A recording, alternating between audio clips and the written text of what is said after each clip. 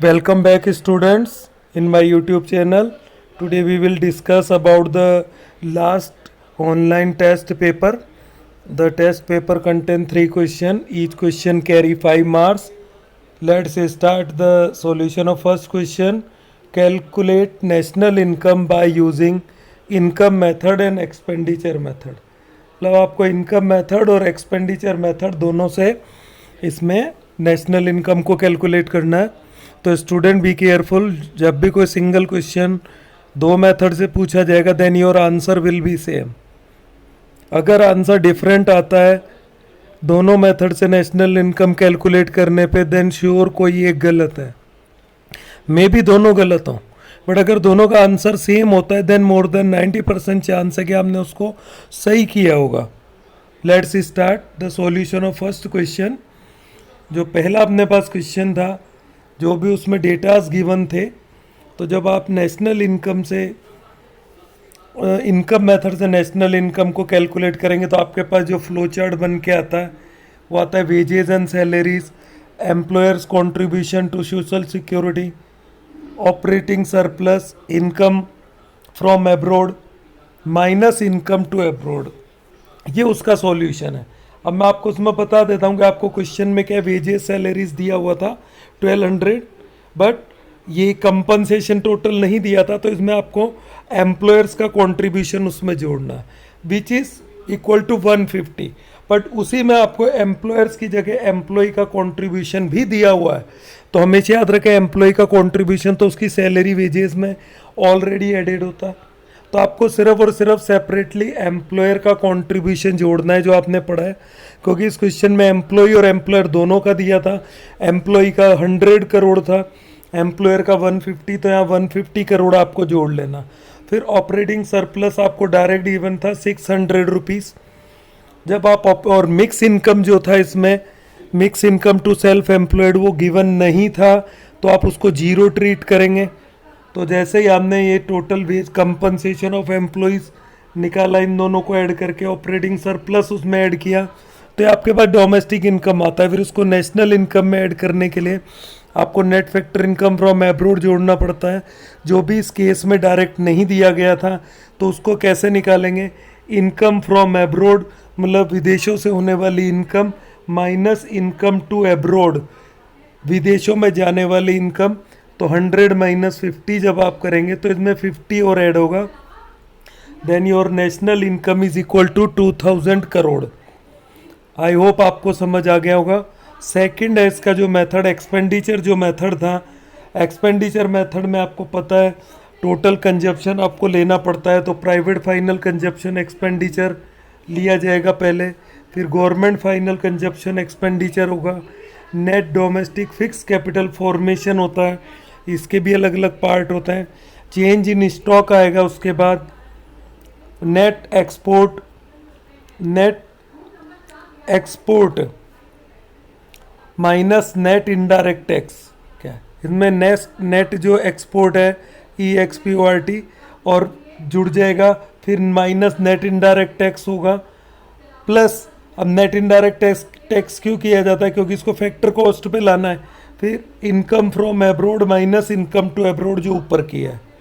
तो आपके पास private final consumption 800 है, गवर्नमेंट का कंजप्शन 600 है, net domestic fix capital formation 500 आया, प्लस 100 जो आपका चेंज इन स्टॉक है, फिर प्लस आपके पास एक्सपोर्ट 50 करोड़ आता है, नेट इनडायरेक्ट टैक्स 100 करोड़ दिया हुआ था, और income from abroad minus income to abroad इसका डिफरेंस जो आपने ऊपर 50 निकाला था वो डायरेक्ट यहाँ 50 लिखा हुआ है. जब आप इनको ऐड करेंगे ये 100 से 100 या कैंसिल कर सकते हैं आप प्लस माइनस, तो ये भी आपके पास 1000 करोड़ आ जाएगा. तो दोनों तरीके से आपके पास 2000 करोड़ इनकम आता है. इट मीन्स ये आपका आंसर सही है. ठीक, it is the solution of question number 1. Now come to question number 2. Calculate national income by expenditure method. Expenditure method से तो आपको नेशनल इनकम निकालना है and net domestic product at factor cost by income method. और जो net domestic product है उसको income method से कैलकुलेट करना.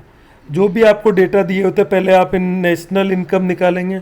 एक्सपेंडिचर मेथड में आपके पास वही private final consumption expenditure, government final consumption expenditure, gross जो डोमेस्टिक कैपिटल फॉर्मेशन ऐड हो जाएगा, फिर नेट एक्सपोर्ट इसमें ऐड हो जाएगा। तो ये आपके पास gross domestic product market price पे आ जाता है यहाँ तक।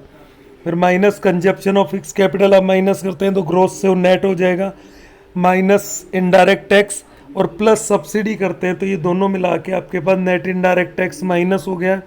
तो ये आपके फैक्टर कॉस्ट पे आ जाता है डोमेस्टिक प्रोडक्ट।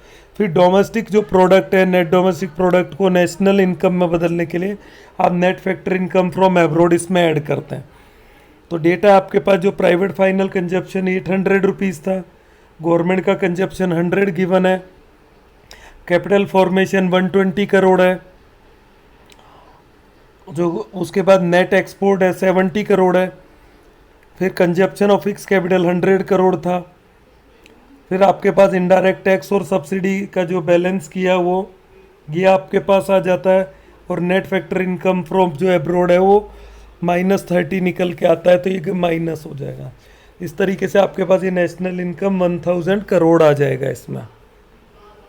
सेकंड है इसका जो इनकम मेथड से आपको net domestic product factor cost पे जाना है, तो वही वेजेस, सैलरी और एम्प्लॉयर कंट्रीब्यूशन आप इसमें लेंगे, और फिर जो ऑपरेटिंग सरप्लस निकालने के लिए रेंट, इंटरेस्ट, प्रॉफिट को आप ऐड करते हैं। जैसे ही आप इनको, और मिक्स इनकम जैसे ही आप इसमें ऐड करते हैं तो ये आपके पास नेट डोमेस्टिक प्रोडक्ट जो फैक्टर कॉस्ट पे सॉल्व करने पे आपके पास टोटल 130 करोड़ इसमें आ जाता है। अब इससे भी हम अगर नेशनल इनकम में जाना चाहेंगे तो आपको लास्ट में 30 माइनस करना पड़ता, ठीक, और वो आपके नेशनल इनकम 1000 करोड़ के बराबर आ जाता।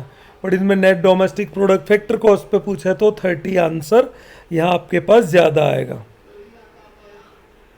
नेक्स्ट आपके पास जो क्वेश्चन है ये how will you treat the following while calculating national income, जिसमें फर्स्ट था money received by a family in India from relative working abroad. जो इंडिया में कोई फैमिली है उसके रिलेटिव एब्रोड काम करते हैं उनके द्वारा भेजा गया जो पैसा है उसको आप कैसे ट्रीट करेंगे। Then it will not be included in national income because it is just a transfer income. ये सिर्फ ट्रांसफ़र इनकम में काउंट होता है क्योंकि फैमिली को विदाउट डूइंग एनी वर्क, कोई प्रोडक्शन का फैक्टर की तरह उन्होंने काम नहीं किया, उनको डायरेक्ट पैसा मिला है। So we will treat this money as a transfer payment and it will not included in national income. आपको इसमें पूरा 3-4 लाइन में समझा के लिखना है, रीज़न देना है, तब पूरा मार्क्स मिलता है। कई बार बच्चे जल्दबाजी में इसको लिख देते हैं 2 लाइन में। सेकेंड है scholarship given to Indian student by government, then it is also a transfer payment, it will not included in national income because it is a part of transfer income, not it is not a earned income। But एक line न लिखें आप, इसमें 3 line में इसको समझा के लिख दें तो आपको मार्क्स पूरे मिलते हैं। क्योंकि जो CBSE का आपके पास जो मार्किंग स्कीम आता है उसमें क्लियरली होता है ऐसे क्वेश्चन को वेल एक्सप्लेन्ड किया जाना चाहिए। This is the solution of this test paper. Now we will see in the next video.